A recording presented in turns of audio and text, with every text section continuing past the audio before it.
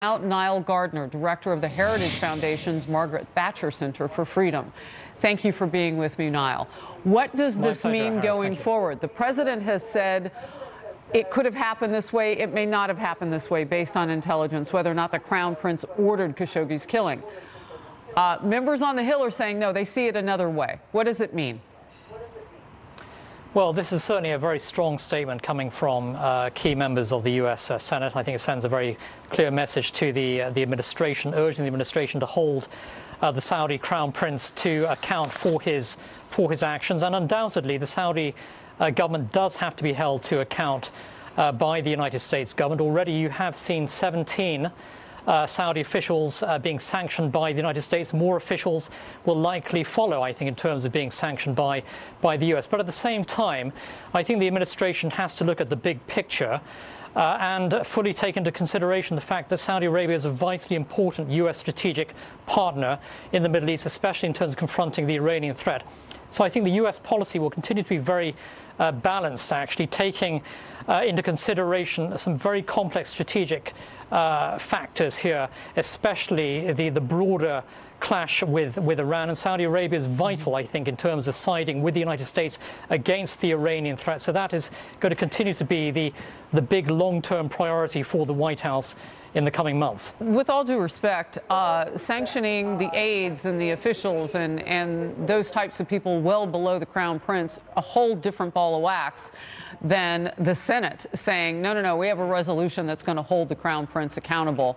I'm curious to see what that exactly could look like. Is there room, Niall, to be able to do all of those things that you just laid out? You've got the proxy war in Yemen. You've got al-Qaeda in the Arabian Peninsula on the ground in Yemen as well. So we have some things to get done. Is there room to also say, Saudi Arabia, what are you going to do with this Crown Prince? Isn't there anybody else you could put there?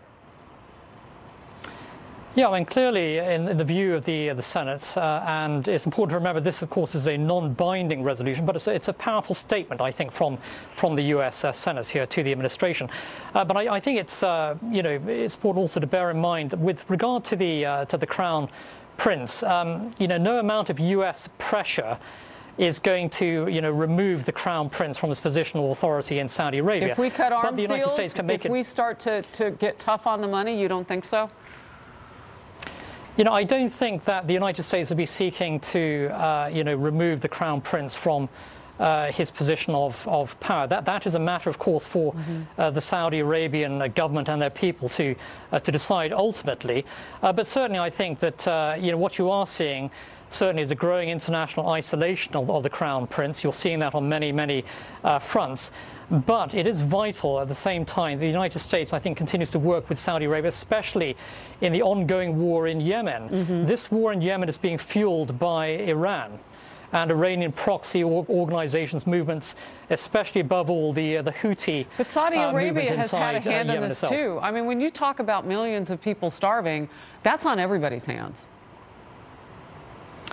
I think that, the situation in Yemen is incredibly complex, but without a doubt, I think the number one actor in all of this responsible for the humanitarian crisis in Yemen is the Iranian regime, which has been funding a brutal war in the country, funding a terrorist organization, overthrowing the legitimate elected government of Yemen.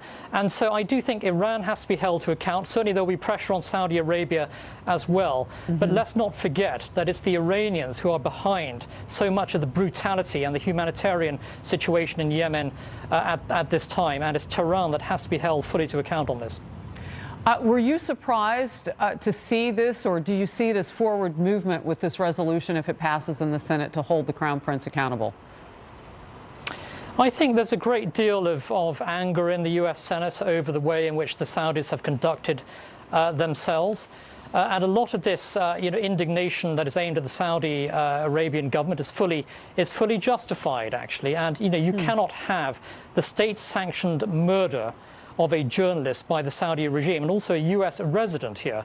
And so this does send a very clear signal to Saudi Arabia. But, the reality is that sometimes U.S. partners do not have stellar human rights records. Another example is Turkey, for example. And certainly the United States, I think, should certainly condemn any human rights violations. But at the same time, the US-Saudi partnership is vitally important. It's a partnership that in the long term will save US lives in terms of constraining Iran's ambitions in the Middle East. So we cannot end that partnership, but at the same time we have to hold the Saudi Arabian government to account. Niall Gardner getting us to look at it from a Gestalt view, 37,000 feet, seeing all the options on the table and variables in the mix. I appreciate your time from the Heritage Foundation today. Thank you very much.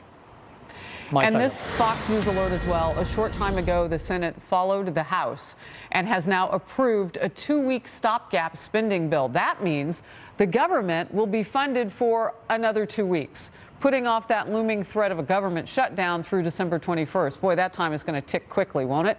President Trump has threatened a partial government shutdown if Congress does not approve $5 billion for the border wall system. And we know from polling and surveys this is important to the American people.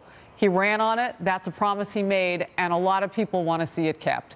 Earlier today, House Minority Leader Nancy Pelosi said she will not support that amount of border wall funding, even if offered a solution for so-called dreamers, DACA, who have been in limbo since President Trump eliminated that program earlier this year. We're watching all the news being made. Plus, we are moments now from the hearse expected to arrive at the rail yard, where a special train will take our 41st president to his final resting place. Live from Spring, Texas. All of it right here on Overtime. Stay tuned.